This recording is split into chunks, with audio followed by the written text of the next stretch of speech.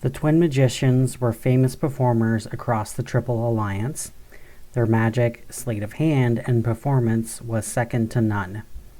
However, as amusing and as trickery and sleight of hand is, it is always the twins' final performance that was the real headliners. The twins' unique ability to return from the dead. They would ask for a member of the audience to try and kill one of the magicians. Once death is proven, the remaining twin would bring them back. Then it was the second brother's turn to die for the amusement of the audience. Then he is brought back by the first brother. The only stipulation the magicians had is whoever chose their death would also die the same way. The only trust that the audience member would survive would be the magician's own magic, bringing them back. On this day, they weren't performing before just any audience, but before the speaker and her husband. The speaker was the leader of the Triple Alliance, commander of the military, and the arbitrator of disagreements in the Triple Alliance.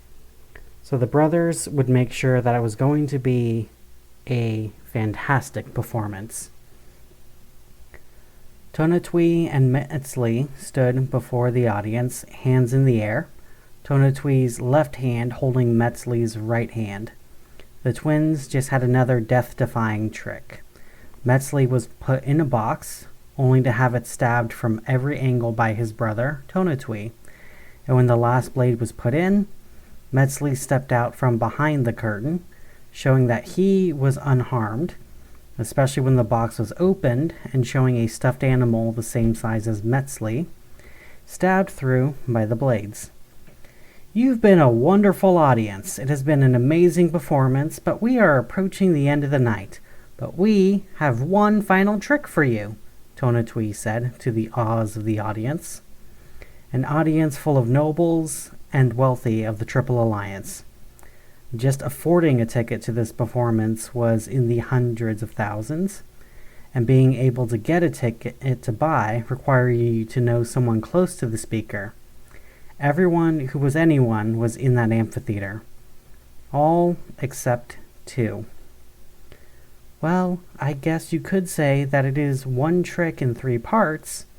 It is always our biggest event of the night, and knowing our audience, for a lot of you, it is the one trick you wanted to see more than any other, Metzli said to the cheers of the audience. As they cheered, the twins stood back to back, equal in height and appearance. The only way to tell them apart was the symbol of the sun on Tonatui's left chest pocket and the symbol of the moon on Metzli's right chest pocket. As the cheers died down, so did the lights, until only the spotlight was on the twin magicians. Tonatui speaking first. Many have asked us, how do we do this trick? Is it cloning? Illusion? Fake weapons? What is it? He asked the audience, only for Metzli to answer. Well, the answer is far simpler than all of that. We aren't faking our deaths. We really are dying. We really do die every time this trick is performed. Our souls just know how to get back to our bodies from the sunless lands. How do we do it with others? We guide the souls of others back from the sunless lands, just like we guide an audience member into surviving a death-defying trick. That is how we teach others to defy death, Tonatui said as Metzli turned serious. We learned this, not for a trick, but out of necessity a long time ago. Our mother was murdered, and we were, as well, to avoid having any witnesses. In the sunless lands between life and judgment, we found each other, and we helped each other back from the Bridge of Trials. We tried to save our mother, but she was too far gone, and we were too inexperienced. Ever since then, though, we turned our talent into entertainment, bringing joy to the wonderful people of the Triple Alliance, Metzli said to the audience who cheered. Tonatui spoke to the audience again. Now, since the speaker and her husband have been such gracious hosts, I think it is only fair that the two of them choose the methods of our death, so everyone can see us come back from the dead. We only warn you, any death that you sentence us to, so too will it be sentenced to you. But don't worry, we brought everyone back who we've killed. At least, so far, Metzli interrupted to the last of the audience. The speaker's husband did not hesitate to stand up and make his way to the stage. A proud man and former soldier, he walked to the stage, back straight and with pride. He had killed before in his life, and he knew men who survived wounds that should have been lethal. So he was eager, all too eager, to prove that the trick was indeed just that, a trick. Tonatui stepped forward, while with a flourish, Metzli lifted a blanket that kept a long shelf full of weapons covered. Now that the speaker's husband got close, he could see that the weapons were real, or real enough to him. Still, it took him a moment to find something that he thought would be effective. He picked up the sledgehammer. The heavy wood and metal made it clear that it was real, and he knew that it would kill someone very easily. An excellent choice. Now, if you please, I will take it from here, Metzli said, reaching for the hammer, only for the man to tighten his grip. I would prefer if I swing the hammer. If you really can bring your brother back from the dead, it shouldn't matter who swings the hammer. Right? He asked, as Metzli smiled, a smile that was identical to every other smile done during the night, except for being a little greedier for some reason. Certainly, but remember, any way you kill him, he will kill you back, Metzli warned. Only if he comes back. Sure, if my brother comes back from however you kill him, he will kill you the exact same way, Metzli said, as the man carried the sledgehammer forward to the gasps of the audience. They had seen the twin magicians killed in many ways over the years, or at least heard of how the magicians were killed, but this would be the first time that the killing blow wouldn't come from the brother. Tonatui didn't seem upset, nor fazed in any way. He kneeled before the speaker's husband, his head easy to reach. The man lifted the hammer and tested the metal in his hand. Sure enough, it was real, very real, and it would make a fantastic weapon to kill the magician. He lifted the hammer up and brought it down with all of the force he could bring.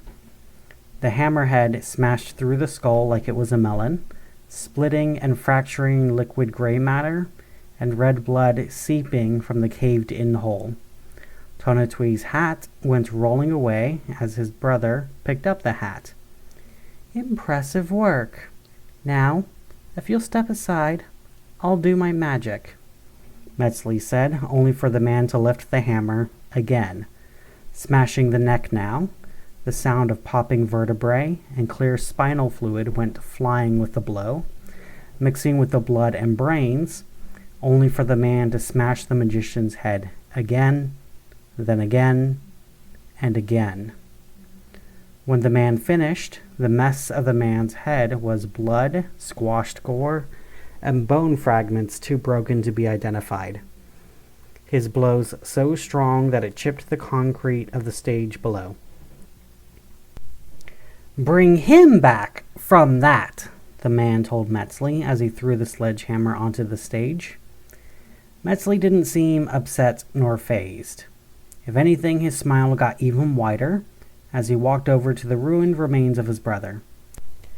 Quite a thorough job there from the first spouse. Now, watch closely, everyone, Metzli said as he crouched next to his brother's body, a hand on his shoulder as he spoke loudly for everyone to hear. Tonatui, stand! He yelled as his headless brother stood up to the screams of the audience and the horror of the first spouse.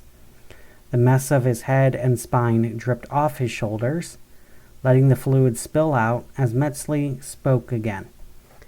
"Pick up your hat," Metzli told his headless brother, who turned and made his way to where his brother dropped his hat. Turning away from the audience, picking up the hat, brushing it off with his hands, and then he turned to the audience. Tonatwi's head was back in its proper place.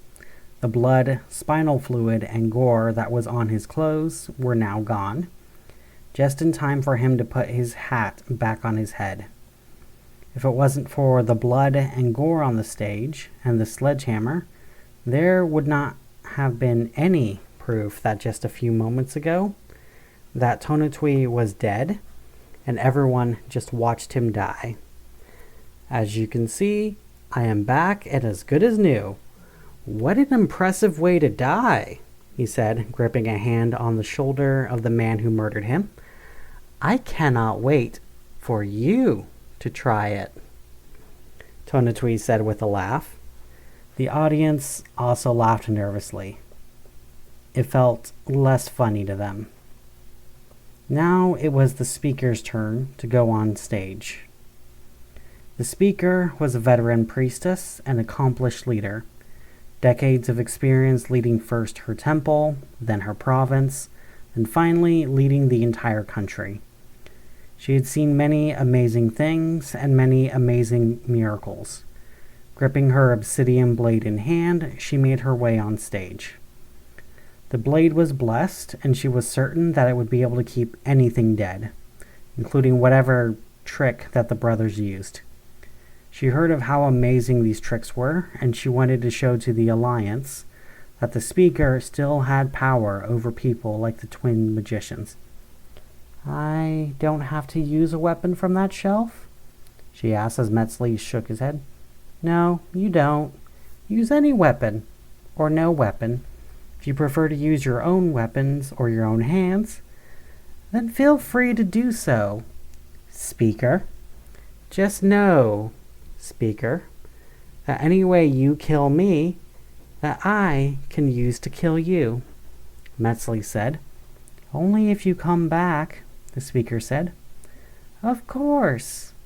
If I don't come back, then I don't get to kill you," Metzli said as she pulled out her long obsidian knife, not too dissimilar from the blades used by her ancestors.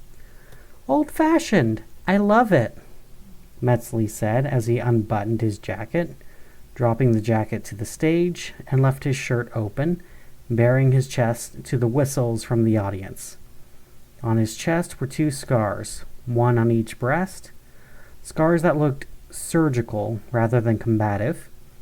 But she did not linger long on the scars as she plunged her knife into his stomach.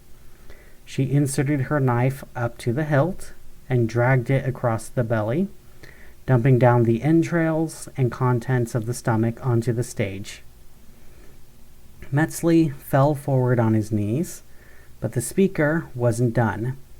She reached into Metzli's belly wound, pushing the knife into the lungs and heart. She had no idea how her ancestors supposedly did this so smoothly that they pulled out the heart while it was still beating.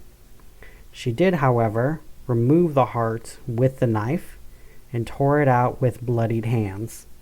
The heart was sliced into and slick, with the heartstrings feeling like hard toothpicks, as she showed the audience the heart. Metzli slumped back, drool dripping from his mouth as the light behind his eyes faded.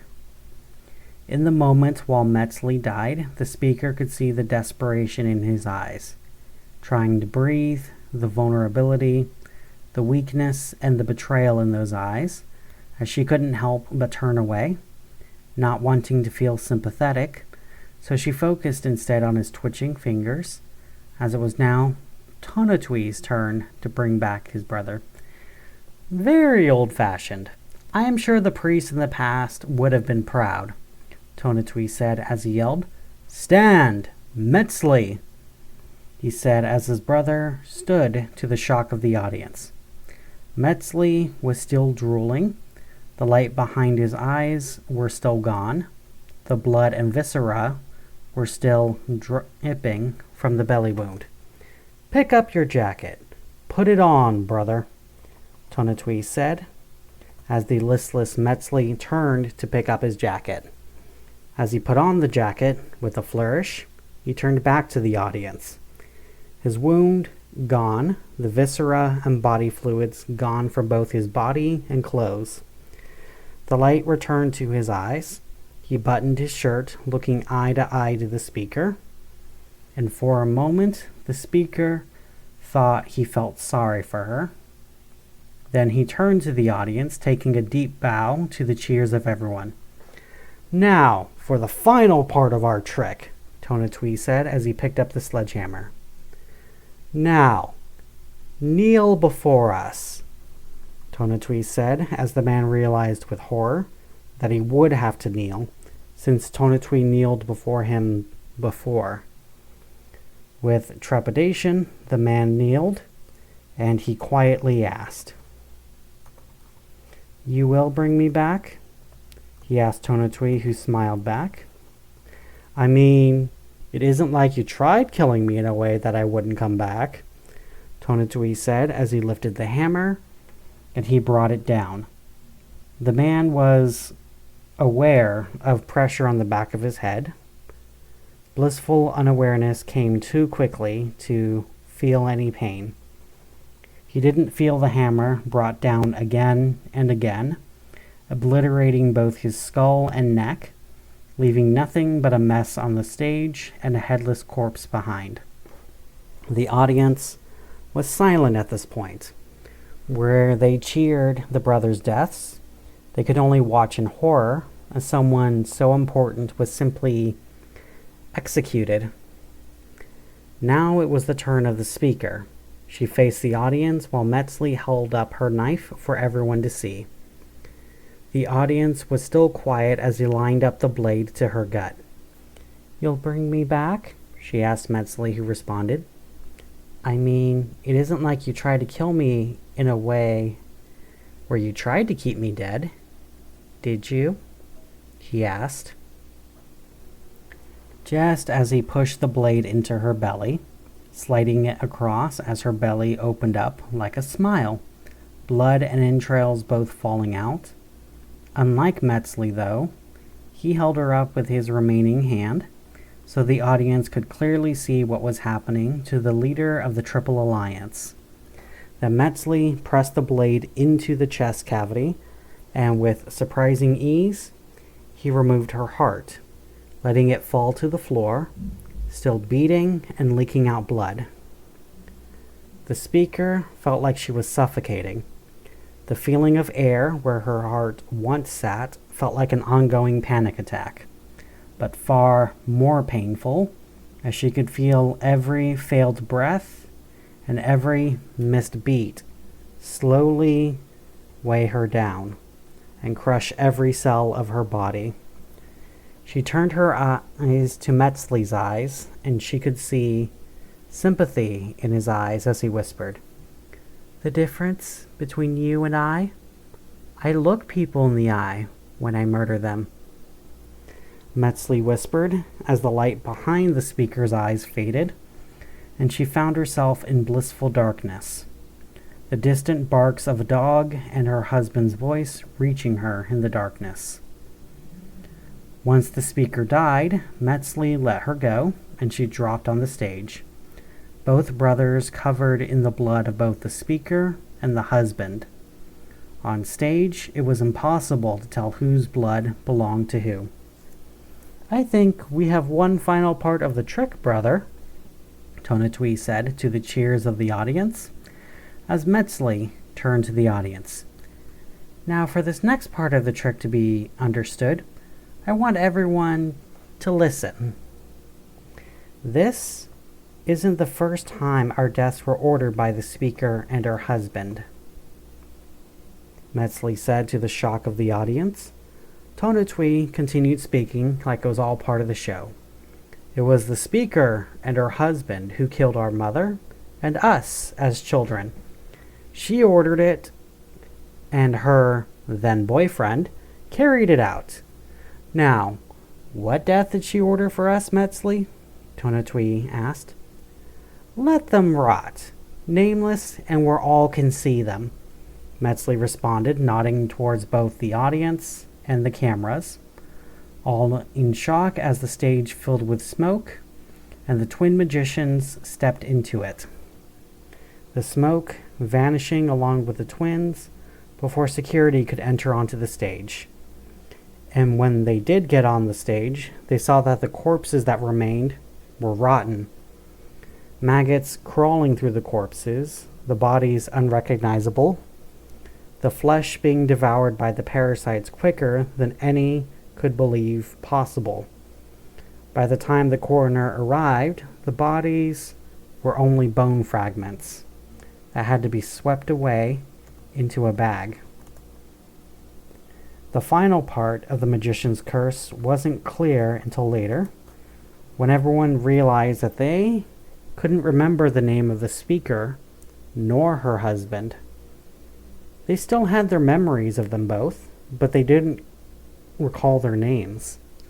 When they tried reading the names on documents that had their names, the information would simply leak out of their minds like sand through a sieve. Yet the story endured. Even if their names were forgotten, their crimes would always be remembered.